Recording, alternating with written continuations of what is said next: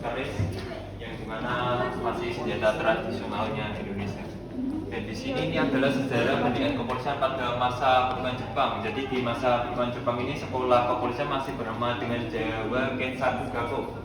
Jadi di masa perburuan Jepang ini dibagi menjadi dua kepolisian, di mana dari polisi umum dan polisi istimewa.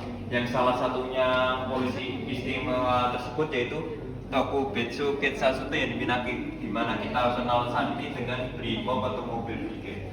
Dan di sana ini adalah cikal bakal dari terbentuknya Tokubetsu Kensatsu tersebut.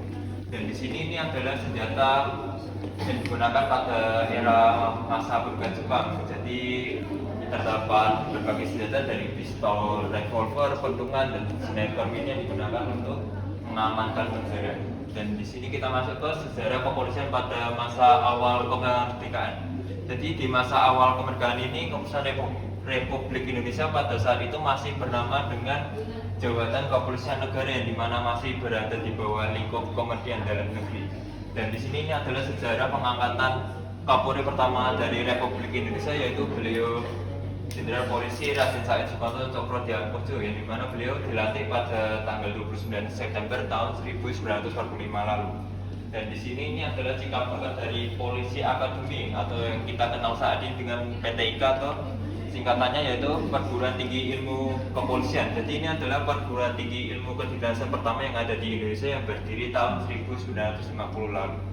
Jadi di Polisi Akademi tersebut mengangkat sejumlah dosen pengajar dari Universitas Gadjah Mada, yang dimana salah satunya bapak pendidikan kita yaitu Bapak Ki Hajar Dewantara. Dan baik, bisa kita lanjutkan. Di sebelah sini juga terdapat diorama dari gerilya melibatkan taruna. Jadi di diorama ini pada angkatan dulu yaitu angkatan Parikesit atau Abimanyu, pada saat itu seorang taruna masih berjuang ikut perang dalam kemerdekaan Indonesia. Dan di sini ini adalah diorama dari tragedi Cikini atau percobaan pemberantasan atau pembunuhan kepada Bapak Presiden pertama yaitu beliau Bapak Insinyur Soekarno. Dan di sebelahnya terdapat diorama dari pendaratan resimen pelopor yaitu Operasi Trikora. Ini adalah operasi gabungan kepolisian dan kemiliteran beliau pada saat itu bertujuan untuk memperebutkan wilayah negara yang dijajah oleh Belanda dulu. Dan di sini ini adalah skema pengibaran pertama yang ada di Republik Indonesia, yaitu dikibarkan di Irian Negara pada awal mereka mengibarkan bendera merah. Baik, bisa kita lanjutkan. Di sini juga terdapat potret Taruna Akademi Kepolisian pada masa AKABRI tahun 1985 sampai 1929. Jadi di masa AKABRI ini seorang kepolisian dan TNI pada saat itu masih menjadi satu kesatuan terpadu, di mana dinamakan AKABRI atau Angkatan Bersenjata Indonesia. Jadi mereka berpisahnya pada saat tahun 2000 tersebut di masa transisinya. Jadi di masa transisi ini kepolisian dan TNI sudah menjadi institusinya tersendiri. Kita lanjut. Di sini juga terdapat berbagai perlengkapan yang digunakan kepada seorang taruna akademi kepolisian. Jadi setelah mereka menempuh pendidikan secara dibuka di akademi militer dengan para taruna TNI, mereka akan mendapatkan perlengkapan tersebut untuk menjalankan pendidikannya di akademi kepolisian. Dan ini salah satu contoh seragam dari taruna akademi kepolisian pada masa ABRI. Jadi masa ABRI ini kan pada saat itu kepolisian masih bergabung dengan para TNI, jadinya seragamnya masih sama seperti para TNI, seperti loreng-loreng hijau tersebut. Dan di sini juga terdapat diorama berbagai tahapan dalam pendidikannya, yaitu pendidikan integrasinya dengan para taruna TNI.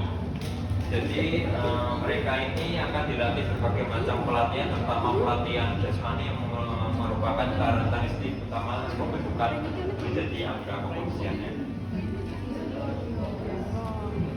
Dan di sini juga terdapat skema mereka menjalani pendidikannya, dari mereka berlatih dalam olah TKP, dalam lalu lintas mereka untuk mengamankan lalu lintas yang ada di jalanan tersebut. Dan di sana ini adalah kegiatan pembelajaran yang diterima diterima oleh para taruna Akpol. Dari mereka menerima materi akademik, materi keselamatan jasmani dan pola pengasuhannya. Dan di sana terdapat seragam yang digunakan oleh para taruna Akpol pada saat mereka melakukan pelatihannya, seperti mereka mengenakan pakaian bela diri Polri-nya, latihan menembak dan training olahraga.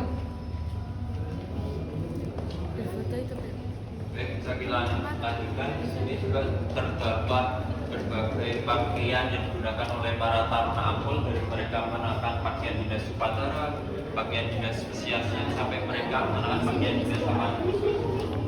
Jadinya setiap pakaian taruna ini digunakan sesuai dengan acaranya tersendiri. Seperti pakaian dinas upacara ini digunakan pada saat mereka upacara hari nasional, seperti hari kemerdekaan, dari Sumpah Pemuda, mereka akan menggunakan pakaian dinas upacara ini. Juga pakaian dinas sosial ini mereka digunakan pada saat mereka cuti liburan atau libur dari kampusnya. Jadi mereka keluar harus tetap memakai seragam dengan menggunakan pakaian dinas sosial ini. Dan untuk pakaian dinas harian, pakaian dinas lapangan ini digunakan para taruna saat mereka menjalankan kelasnya, seperti kelas di dalam kelas mereka akan menggunakan pakaian dinas harian. Untuk kelas di luar lapangan atau di lapangan mereka akan menggunakan pakaian dinas lapangan atau lapangan. Baik, habisnya kita melanjutkan ke lantai 2 ya. Di lantai 2 ini terdapat kehidupan sehari-hari dari taruna.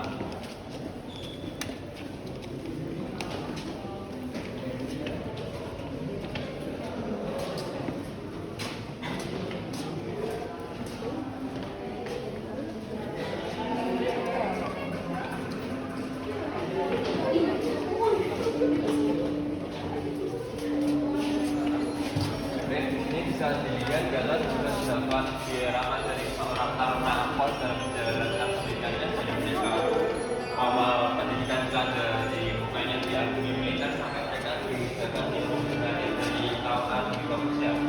Jadi mereka akan mengikuti serangkaian acara seperti Prasma atau Prasnya Perwira, di mana acara Prasma ini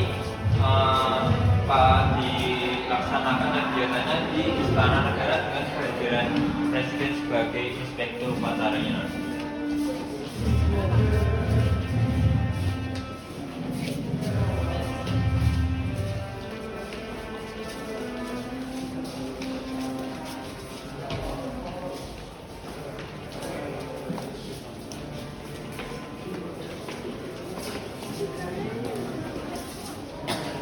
Baik, untuk di lantai kedua ini kami disambut oleh struktur organisasinya dari Resimen Korps Taruna. Jadi di struktur organisasinya ini dipimpin oleh Komandan Resimen Korps Taruna sendiri, yang dimana para taruna ini harus mematuhi berbagai peraturan kehidupan taruna yang telah ditetapkan oleh gubernur dari Akademi Kepolisian.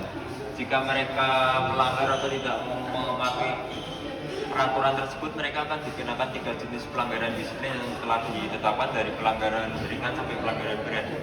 Dan di sini juga terdapat jadwal mereka melakukan kegiatan pendidikannya dari pagi hingga pagi, di mana jam 4 pagi mereka sudah harus bangun tidur sampai mereka istirahat malam di jam tengah subuh. Dan di sini juga terdapat penataan lemari PUD-nya dari taruna Akpol. Jadi mereka ini harus menata serapi mungkin sesuai dengan keterangan yang telah ditetapkan. Jadi untuk pakaian bagian atas akan diletakkan lemari bagian atas, dan begitu juga selanjutnya pakaian bagian bawah nanti diletakkan di lemari bagian bawah. Silakan sudah dimainkan ini alat penjahit rambut dari Dragprop Cendrawasih Taruna.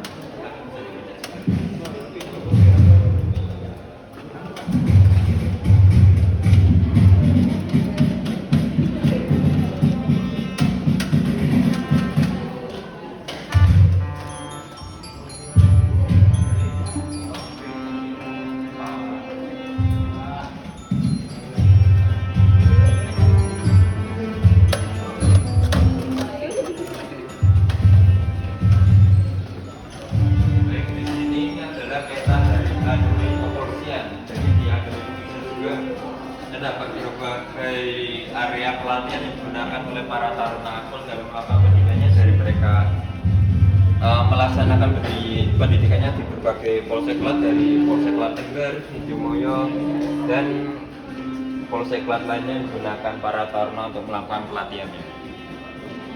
Nah, kalau di sini ini adalah sejarah dari beliau Adi Putra, di mana beliau pada saat menyelamatkan warga pada saat bencana Aceh melanda 4 tahun berikut lalu. Jadi ceritanya beliau ini pulang ke tanah kaumnya pada saat ini, jadinya beliau pulang ke Aceh dan pada tahun 2004 lalu Aceh dilanda oleh bencana tsunami dan beliau pada saat itu mencoba menyelamatkan warga, tetapi beliau gugur dalam menyelamatkan warga. Jadinya beliau meninggal kehidupannya beliau pada saat itu.